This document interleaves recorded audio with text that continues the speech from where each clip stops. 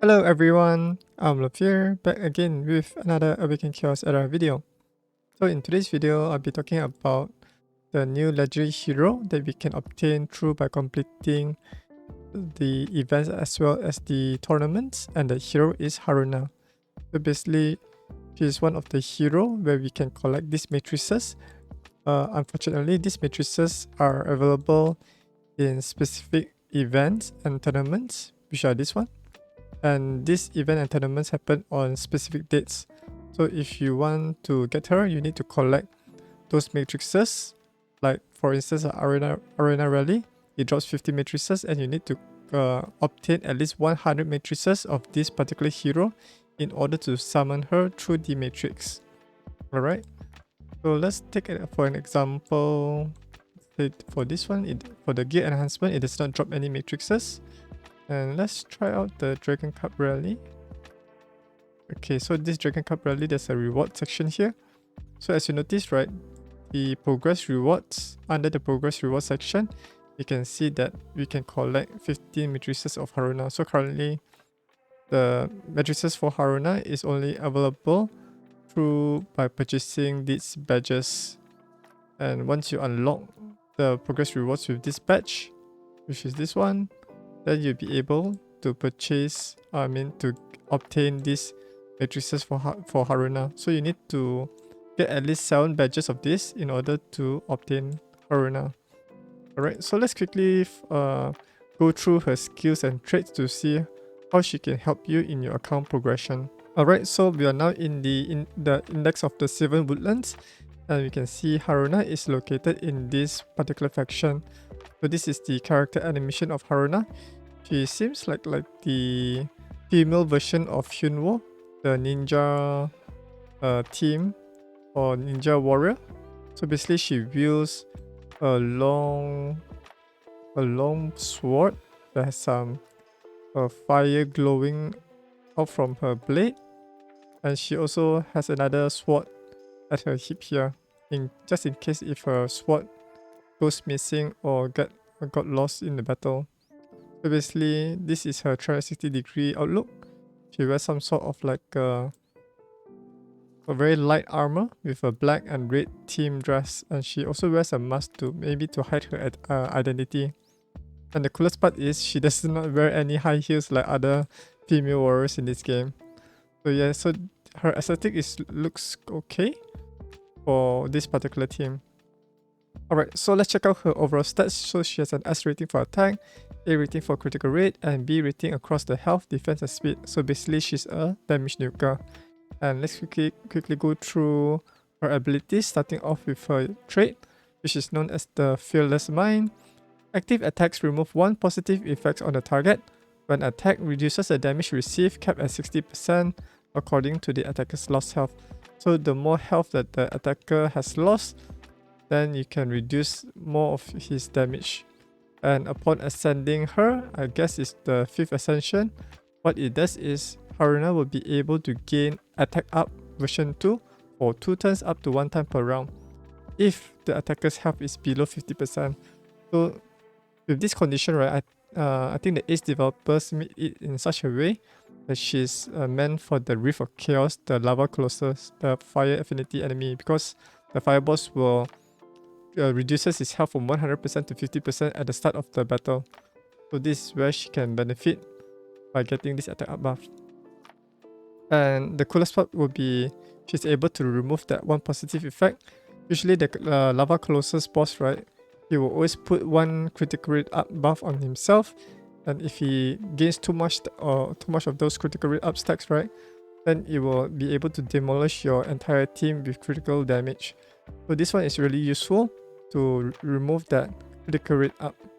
But I guess some players have decided to rather to use heroes that can apply the no positive effect, because there are times where that chance where the boss will be able to do critical damage is when he's performing the attack. So this one is not really useful, but it will still help out in the Lava Colossus. Alright. And the good part of this, right, is this particular trait, right, is also quite useful, not just only in the Lava Colossus, but it's also useful for the Queen of Tides. So if you do not have any strong damage nuker for the Queen of Tides like Boolean to remove the positive effect, or like Rachel, then you can use your Haruna in this context. Alright, so let's check out her basic ability known as the Vicious Blow. This one is a single target attack that deals 130% damage to one enemy and gains attack up for 2 turns. So this one is the smaller version of the attack up that only provides 30% attack, whereas for this one, the trick is attack up by 50%. So this one also quite useful, especially when you're using her in the Queen of Tides, because if the right tide guard or the left tide guard in the Queen of Tides, right, if the health is below 50%, when they attack her, then she'll be able to benefit from this attack up version too.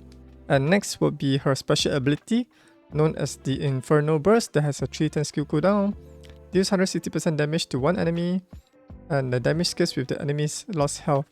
If the enemy is a fire hero, immediately recovers 40% of max health and removes all negative effect from herself. Alright, so this one is mainly for Lava Colossus, and I think this one you can use her in the Ash Magistra to recover her health. Yeah, I think it would be beneficial to improve her survivability as a single target damage nuker in the Ash Magistra here. Alright. And then finally her ultimate ability known as the Killing Slash that has a very long skill cooldown at 5 turns. Deals 200% damage to one enemy.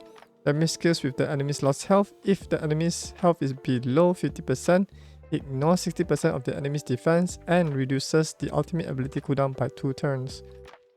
Alright, so this one you can use it. I think this one is really tuned for the Lava Colossus Rift of Chaos. I think this one still can be used for maybe like Queen of Tides, the Ash Magistra, but it will take some time for you to drop their health below the 50%. I think it's 1.5 bar of their HP bar. Then only can benefit from this ignore 60% enemy defense. So basically Haruna is like something similar to Rosalie, but for the water version, where she is able to ignore the enemy's defense and also be able to heal herself and also remove negative effect from herself. But Rosalie is a much more better version because it works for both fire and wood, and Haruna is mainly for like, I think this one is mainly for, I think for all, it can be applicable for all, but you won't be using Haruna in the wood affinity enemies like the Roaring Topa.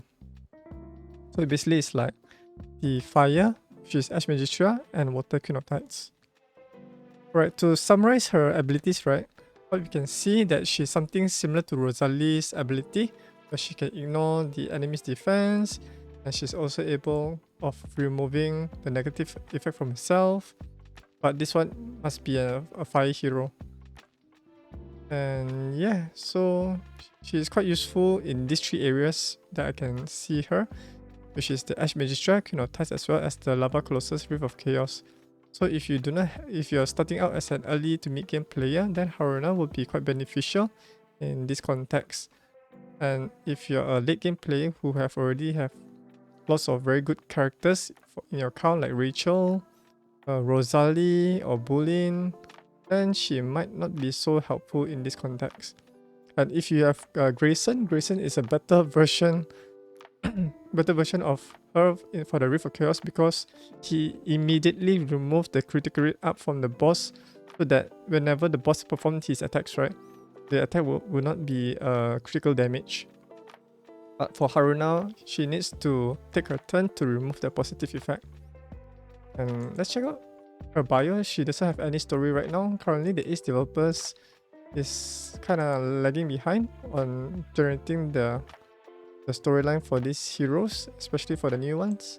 And let's check out the hero guide that was provided by the Ace developers. So they recommended Dragon Scale set, so she might be useful for the arena. And also Assassin set, basically to improve her single target damage against the Rift of Chaos, mostly for the PvE content.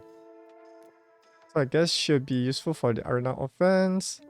Not much for arena defense. She will not be used for Bane Wraith. She can be used for the fire and water like Flame Lizard and Ruffle Flood. Oh yeah, she can also be used for the Lord of Holy Light to remove the positive effect from the boss. Shadow Captive, not that much, but she can remove the negative effect, but only for fire enemies. Borrowing Topal, I don't think you'll be using water affinity heroes against wood affinity heroes here. Ash Magistra, she can do some damage. Same goes with the Queen of Tides to help to reduce the boss positive effect. Wish of the Wind, I don't think she will help them much because most of the enemies there are dealing a lot of lots of negative effect. Gemini Dragon, not that much.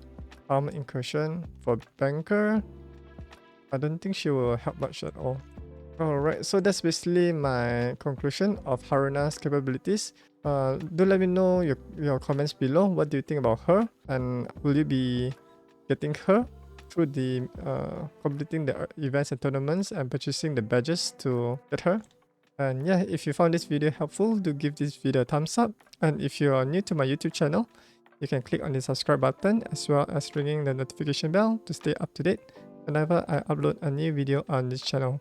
Thanks for watching and I'll see you guys in the next video. Bye!